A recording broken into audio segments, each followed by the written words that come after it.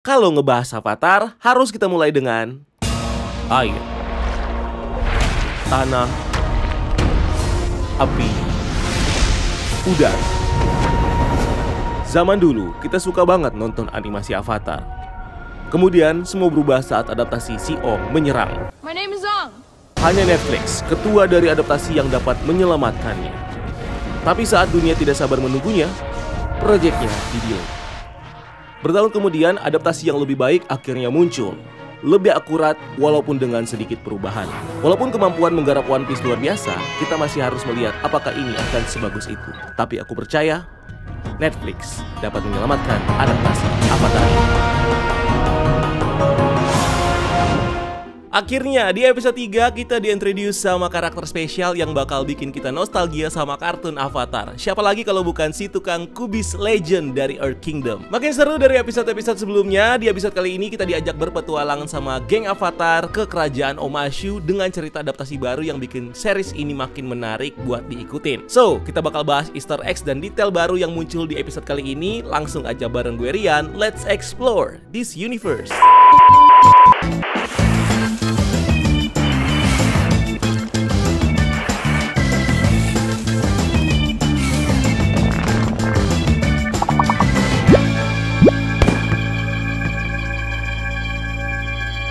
Episode 3 ini berjudul Omashu, mainly berfokus ke cerita Aang dan tim Avatar di Omashu. Pertama, episode ini dibuka dengan sekelompok pemberontak dari negara api yang berusaha untuk membunuh Fire Lord Ozai. Sayangnya rencana mereka gagal karena Princess Azula, putrinya Fire Lord Ozai ini udah menyusup di antara mereka dan dengan licik melit kelompok pemberontak ini untuk dibasmi sama Ozai. Ozai kemudian ngasih tahu Azula tentang kabar dari Commander Zhao kalau Zuko sudah menemukan Avatar. Kabar ini bikin Azula dengki dan panik karena takut kehilangan kesempatan naik tahta jika Zuko berhasil menangkap Avatar. So, untuk mencegah ini terjadi, Azula berinisiatif untuk mengontak langsung Commander Zhao dan menjanjikan dia bantuan untuk menangkap Avatar. Dalam perjalanan geng Avatar ke Kutub Utara, Aang tiba-tiba ngelihat orang terbang ke arah kota Omashu yang dia sangka sebagai pengendali udara lainnya. Ini membuat Aang ngajak teman-temannya untuk mampir ke Omashu, di mana dalam prosesnya mereka ketemu sama petani lobak misterius yang menyelundupkan mereka untuk masuk ke dalam kota. Turns out orang yang disangka Aang sebagai pengendali udara ternyata cuma anak bernama Theo yang menggunakan pesawat layang mekanis untuk bisa terbang. Theo sendiri adalah anak dari seorang engineer bernama Sai alias The Mechanist. Sai sendiri adalah pencipta dari berbagai teknologi yang ada di kerajaan Omashu. Di rumahnya, Theo bilang ke Aang dan gengnya kalau mata-mata negara api sudah menyusup ke Omashu dan melakukan banyak pengoboman di berbagai tempat. Melihat kondisi Omashu, Aang akhirnya memutuskan untuk stay dan membantu untuk menghentikan aksi pemboman ini. Keesokan harinya, Aang dan Theo pergi ke puncak gunung untuk mencari petunjuk soal pelaku pengeboman. Katara tanpa sengaja melihat Sai yang ternyata diam-diam membantu mata-mata negara api dengan memberikan desain teknologinya. Saat Katara berusaha mendekati mereka, si petani lobak yang sebelumnya membantu geng Avatar datang menghentikan Katara. Si petani ini kemudian mengintroduce dirinya sebagai Jet, yang ternyata adalah leader dari kelompok Freedom Fighter yang berusaha membebaskan Omashu dari para mata-mata negara api. Jet kemudian membawa Katara ke markas rahasianya dan mengenalkan dia sama anggota Freedom Fighter lainnya seperti Pipsqueak, Longshot, Smellerbee, dan Duke. Dia juga mereveal kalau Sai adalah pengkhianat di mana dia selama ini membantu mata-mata negara api di Omashu. Di sisi lain, Aang dan Theo akhirnya sampai ke sebuah goa yang mereka yakini sebagai tempat persembunyian mata-mata negara api. Tapi di sana mereka malah menemukan jelly peledak dan terpal yang dipakai sama si petani lobak yang membantu mereka sebelumnya. Ketika Aang kembali, dia ngasih tahu Sokka dan Katara kalau Jet adalah pelaku di balik insiden pemboman di Omashu. Tapi Katara justru nggak percaya dan bilang kalau Sai lah pelakunya karena dia udah membantu mata-mata dari negara api. Nah, karena nggak ada yang percaya sama dia, Katara akhirnya pergi menemui Jet dan berusaha untuk meminta kejelasan. Tapi along the way, Jet justru mereveal kalau dialah pelaku di balik pemboman Omashu dan dia sendiri saat ini sedang berencana untuk membunuh The Mechanist dengan menggunakan bom yang dia simpan di koper yang nantinya bakal dibawa Sai ke hadapan King Bumi. Katara akhirnya meminta bantuan Aang dan Sokka untuk menghentikan rencana Jet, tapi dalam perjalanan mereka malah ketemu sama Zuko dan Iroh. Zuko memang berada di Omashu untuk mencari Avatar setelah sebelumnya mendapatkan info dari Komandan Zhao. Zuko kemudian bertarung dengan Aang, sementara Sokka dan Katara pergi ke istana untuk menghentikan Jet. Singkat cerita, sesampainya di sana, Katara akhirnya menggunakan waterbendingnya untuk menghentikan panah api Longshot yang hampir memicu aktifnya bom di koper Sai, sehingga Raja Api dan Sai bisa selamat dari ledakan bom. Di tengah pertempuran, Zuko yang marah malah menggunakan firebendingnya untuk melawan Aang, yang akhirnya membuat warga Omashu panik dan menarik perhatian para penjaga. Nah, karena Iroh nggak mau Zuko ketangkep, dia akhirnya menggunakan firebendingnya dan mengalihkan perhatian para penjaga supaya Zuko bisa kabur di Omashu. Iroh lalu ditangkap dan Aang juga ikut ditangkap. Oke, kita masuk ke pembahasan detail dan Easter eggs-nya. Episode ini menggabungkan unsur dari 3 episode sekaligus. Episode ini mengadaptasi episode dari The King of Omashu yang mengambil sebagian petualangan tim Avatar di kerajaan Omashu, terus episode Jet yang meng-highlight konflik antar tim Avatar dan kelompok freedom fighter-nya Jet, dan episode The Northern Air Temple yang meng-highlight cerita dari karakter The Mechanist dan anaknya Theo. Di samping itu, diintroduce juga beberapa elemen cerita baru dari series ini yang nggak muncul di versi kartunnya. Seperti opening scene yang mengintroduce karakter Azula yang menyusup jadi korban negara api dan membantu kelompok rebels, which is ini amazing, dimana ini mungkin adalah cara terbaik untuk mengintroduce Azula di series ini dengan meng-highlight sifatnya yang di versi kartunnya memang dikenal sebagai sosok yang licik, ambisius, dan setia sama bapaknya. Di series ini kemunculan Azula sendiri terbilang lebih cepat dibanding versi kartunnya, dimana kalau di kartun Azula baru muncul di episode akhir Book One saat dia ditugaskan bapaknya untuk menangkap Zuko dan Iroh. Di kartunnya Azula dikenal sebagai putri dari Fire Lord Ozai dan adiknya Zuko. Azula sendiri punya bakat yang besar dalam ilmu bela diri dan firebending yang membuat dia bisa mengendalikan api biru dan petir. Sejak kecil dia dikenal sebagai orang yang manipulatif dan terobsesi sama kekuatan. Ini membuat ibu kandungnya sendiri, Ursa, bahkan takut sama Azula. Dia juga adalah musuh utama dari tim Avatar dan Zuko. Selain Azula, kedua sahabatnya yaitu Ty Lee dan Mei juga diadaptasi ke series ini. Kemunculan mereka tentunya beda, lebih gemoy dari versi kartunnya. Kalau di kartun mereka sendiri ini muncul di book 2 episode Return of Omashu yang menceritakan bagaimana Azula mencari sahabat lamanya Mei dan Ty Lee untuk meminta bantuan mereka demi menangkap Zuko dan pamannya Iroh. Saat itu Ty Lee masih bergabung di sirkus negara api, sedangkan Mei ikut bersama bapaknya yang memimpin koloni negara api di kota Omashu. Tapi di seriesnya mereka berdua justru masih ada di ibu kota negara api bersama dengan Azula. Buat yang belum kenal sama dua karakter ini, kalau merefer ke kartunnya, Mei sendiri dikenal sebagai putri sulungnya Ukano, gubernur dari koloni negara api di kota Omashu, di mana dia juga adalah love interestnya Zuko dan konco kentalnya Azula dan Ty Lee. Dia dikenal sebagai petarung hebat yang menggunakan pisau lempar sebagai senjatanya. Nah, kalau Ty Lee diceritakan sebagai salah satu dari 6 putri kembar bangsawan yang akhirnya kabur dan join ke sirkus negara api untuk mengejar passionnya supaya dia bisa banyak dilihat orang. Ty Lee dikenal karena kemampuan akrobatiknya yang sangat hebat dan juga kemampuan chi blockingnya. Ini membuat setiap targetnya ini bisa lumpuh dan kehilangan kemampuan bending mereka secara sementara. Anyway, si Ty Lee di sini cute juga ya.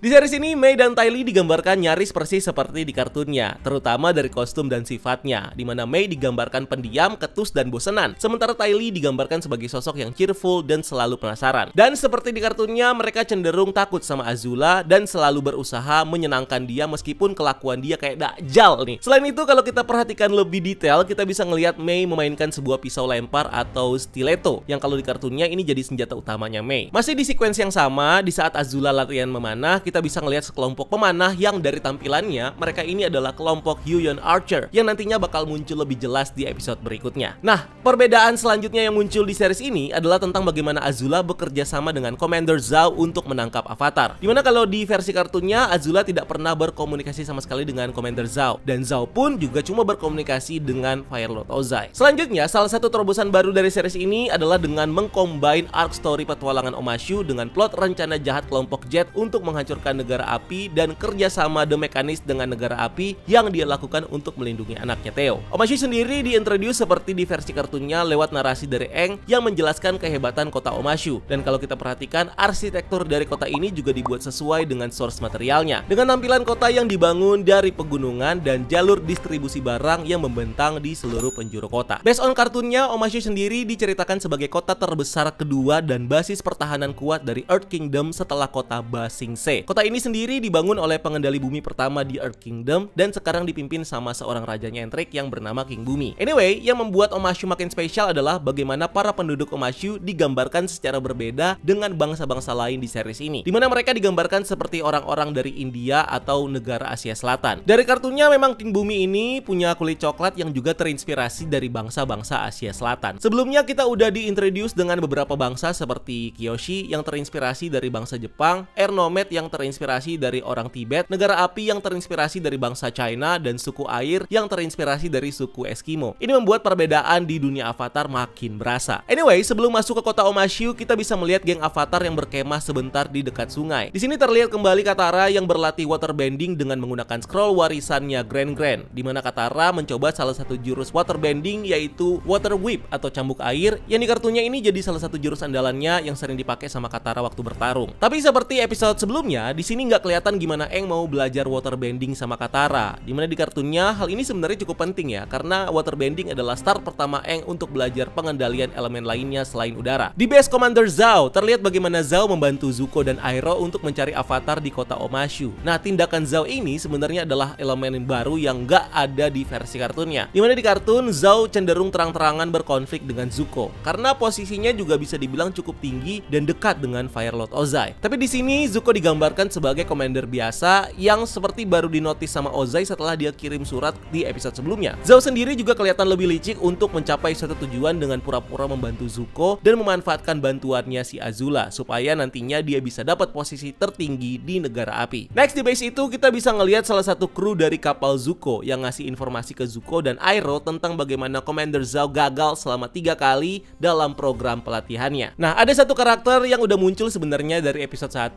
tapi gue bahas di episode ini, yaitu Lieutenant G, dan ternyata dia ini diperanin sama aktor keturunan Indonesia yang bernama Rui Iskandar. Based on kartunnya, Lieutenant G ini adalah salah satu petugas senior di kapalnya Zuko yang menemani perjalanan Zuko untuk mencari avatar sampai ke Kutub Utara. Lieutenant G ini sendiri sempat beberapa kali cekcok sama Zuko sebelum akhirnya dia loyal ke Zuko karena mendengar cerita masa lalunya Zuko dari pamannya Iroh. Di scene lainnya kita bisa melihat penjagaan ketat dari para Earthbender yang menjaga gerbang kota Omashu, dimana sama seperti di kartunnya, para Earthbender ini nggak segan-segan menggunakan Earthbendingnya untuk menghancurkan dagangan orang-orang yang mau masuk ke kota. Which is di kartunnya ini terjadi sama si tukang kubis yang juga muncul di episode ini. Kalau di versi kartunnya, geng Avatar ini bisa masuk Omashu dengan menyamar jadi kakek dan cucu. Tapi kalau di series ini mereka justru dibantu sama Jet yang menyamar menjadi petani lobak yang menyelundupkan barang ilegal untuk masuk ke kota Omashu. Di kota Omashu, geng Avatar kemudian ketemu sama The Mechanist dan anaknya Theo. Kalau merefer ke lore-nya, The Mechanist adalah seorang penemu dan insinyur dari Earth Kingdom yang banyak menciptakan berbagai penemuan teknologi atau senjata. The Mechanist hidup bersama anaknya Theo yang kondisinya ini kakinya lumpuh sejak kecil. So dia menciptakan Theo sebuah kursi roda khusus dengan glider yang membuat dia bisa terbang dan menjelajahi tempat manapun yang dia mau. The Mechanist dan Theo sendiri diceritakan merupakan pengungsi dari Earth Kingdom yang rumahnya hancur karena banjir besar. Ini memaksa mereka untuk mengungsi dan akhirnya menetap di kuil udara utara. Nah, kalau di series ini mereka nggak diceritakan sebagai pengungsi dan dari awal emang udah hidup dan tinggal di kota Omashu. Bahkan The Mechanist ini dikasih nama ya di sini, yaitu namanya Sai, dan dia juga punya pengaruh besar di kota sebagai orang yang bertanggung jawab untuk seluruh kemajuan teknologi di Omashu. Next, kalau di kartunnya, The Mechanist sendiri diceritakan terpaksa bekerja sama dengan pasukan negara api untuk menyuplai berbagai senjata supaya dia bisa melindungi Theo dan pengungsi dari serangan mereka. Nah, hal yang sama juga terjadi di series ini, di mana The Mechanist juga bekerja sama dengan mata-mata negara api untuk melindungi Theo dari serangan mereka. Berikutnya di scene lain terlihat bagaimana excitednya Sokka ketemu sama Sai dan melihat berbagai penemuannya. Bahkan di satu momen Sokka juga membantu Sai untuk menyelesaikan penemuan balon udara yang nantinya bakal dia present ke Raja Bumi. Fun fact, merefer ke kartunnya, balon udara sendiri adalah salah satu proyek senjata yang dibuat sama The Mechanist untuk negara api. Di kartunnya sendiri, Sokka diceritakan memang sempat terlibat dalam beberapa penemuan yang dibuat sama The Mechanist, mulai dari stink bomb, lalu truk supply Earth Kingdom, sampai waterbending submarine yang dipakai buat pasukan aliansi untuk menyerang negara api di momen gerhana matahari. Nah, di sini kita juga diintroduce dengan kemunculan Jet dan kelompok freedom fighter-nya. Kalau merefer ke lore-nya, Jet sendiri awalnya diceritakan sebagai anak yatim piatu yang kehilangan kedua orang tuanya saat dia berumur 8 tahun. Seiring waktu, Jet tumbuh menjadi seorang vigilante dengan menggunakan hook sword sebagai senjatanya. Dia akhirnya menjadi leader dari kelompok freedom fighter yang terdiri dari beberapa pengungsi yang ada di Earth Kingdom. Ada beberapa notable member dari kelompok Jet yang diadaptasi dari versi kartunnya, seperti Pipsqueak, pria berbadan besar dan kuat yang menggunakan batang kayu sebagai senjatanya, lalu Smeller Bee, gadis dengan tampilan tomboy yang ahli bertarung dengan menggunakan pisau, dan The Duke, anggota termuda dari freedom fighter yang dikenal ceroboh, dan terakhir Longshot, pemanah jitu yang desanya dibakar habis sama negara api. Di kartunnya, Jet dan kelompok freedom fighter-nya diceritakan punya rencana untuk menghancurkan desa Gaipan yang di koloni negara api dengan meledakkan bendungan, dimana ini akan menghancurkan desa itu yang tersapu banjir. Tapi kalau di series ini, mereka justru melakukan banyak pemboman di kota Omashu dan mengkambing hitamkan mata-mata negara api yang ada di sana. Bahkan mereka juga berencana untuk melakukan pengeboman untuk membunuh Sai, bahkan King Bumi yang mereka percaya sudah bekerja sama dengan negara api. Plus di series ini, Jet dan kelompoknya menggunakan blasting jelly untuk melakukan pengeboman di Omashu. Which is ini sama seperti di kartunnya, di mana mereka menggunakan blasting jelly untuk meledakkan bendungan untuk membanjiri desa Gaipan. Seperti di kartunnya, kita bisa melihat bagaimana Katara yang naksir dan percaya banget sama apa yang dikatakan sama Jet. Bahkan di series ini, Jet lah yang membantu Katara untuk menghilangkan traumanya supaya dia bisa melakukan waterbending dengan lebih baik. Kalau di kartun, Sokka adalah orang yang paling trust issue dengan Jet dan berusaha untuk menghentikan rencananya. Sokanya. Tapi kalau di series ini, peran Sokka ini justru diambil sama Aang yang menemukan bukti kalau Jet adalah dalang dari pengeboman. Sedangkan Katara di sini justru adalah orang yang pada akhirnya mencegah rencana Jet untuk membunuh Sai dan juga King Bumi. Kalau di kartunnya, Jet memanfaatkan kemampuan waterbending Aang dan Katara untuk digunakan dalam rencananya. Tapi kalau di series ini, Jet sama sekali nggak memanfaatkan mereka dalam rencana jahatnya. Next, kita bisa melihat perdebatan antara Sokka dan Katara, di mana Katara percaya kalau Sai adalah pengkhianat dan nggak percaya kalau Jet adalah dalang pengeboman. Sebaliknya, Sokka nggak percaya kalau Sai adalah pengkhianat dan percaya kalau Jet adalah dalang pengeboman. Di mana perdebatan mereka ini sebenarnya mengambil elemen cerita dari episode The Great Divide yang menunjukkan bagaimana Katara membela klan Gang Jin sementara Sokka membela klan Zhang. Easter eggs lain bisa kita temukan di scene selanjutnya yang mereveal Zuko dan Iroh yang terlihat menyamar di kota Omashu. Ini sebenarnya terjadi lebih cepat dibanding di versi kartunnya. Dimana kalau di kartun mereka sendiri mulai menyamar di kerajaan bumi setelah mereka dianggap sebagai pengkhianat oleh negara api. Di sini kita juga bisa melihat Uncle Iroh yang membeli sebuah bidak teratai putih atau White Lotus yang kalau di kartun adalah bidak favorit yang digunakan Iroh dalam permainan Pai Sho. White Lotus juga merupakan nama dari sebuah organisasi rahasia yang di-lead Iroh yang punya tujuan untuk berbagi pengetahuan tanpa peduli batas politik dan negara. Finally, episode ini akhirnya ngasih fanservice dengan memunculkan karakter ikonik dari kartunnya, The Cabbages Merchant alias si penjual kubis dari Earth Kingdom. Karakter ini sendiri muncul di kota Omashu dan kembali diperanin sama James C yang merupakan voice actor original dari karakter ini di kartun. Di kartunnya, Cabbages Merchant cuma dikenal sebagai penjual kubis biasa yang menjual kubis ke berbagai tempat di Earth Kingdom termasuk kota Omashu dan Ba Sing Se. Tapi dalam perjalanannya, pedagang cabbages ini selalu tertimpa sial. Dan kebetulan sialnya ini selalu terjadi karena tim Avatar atau pas tim Avatar ada di dekat dia. Nah, di series ini Cabbages Merchant ini cukup punya spotlight di beberapa adegan ya, dimana beberapa dialognya kayak dipotong di bagian dia bakal ngomong cabbages. Barulah ketika Zuko ngebakar habis kubisnya, si Cabbages Merchant mencapai klimaksnya dan neriakin kata andalannya, "My cabbages, kubis-kubisku."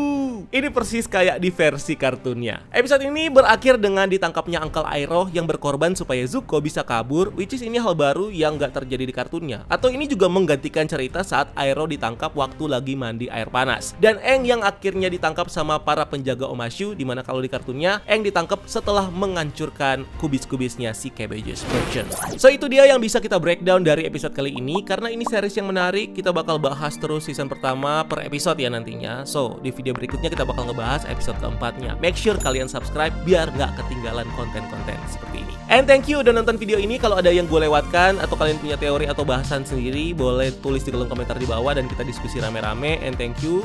Jangan lupa juga cari kita di TikTok dan di Instagram karena kita juga bikin konten di sana, dan jangan lupa lakukan satu kebaikan hari ini. See you on the next video. Gue Rian, until next time, keep exploring the multiverse.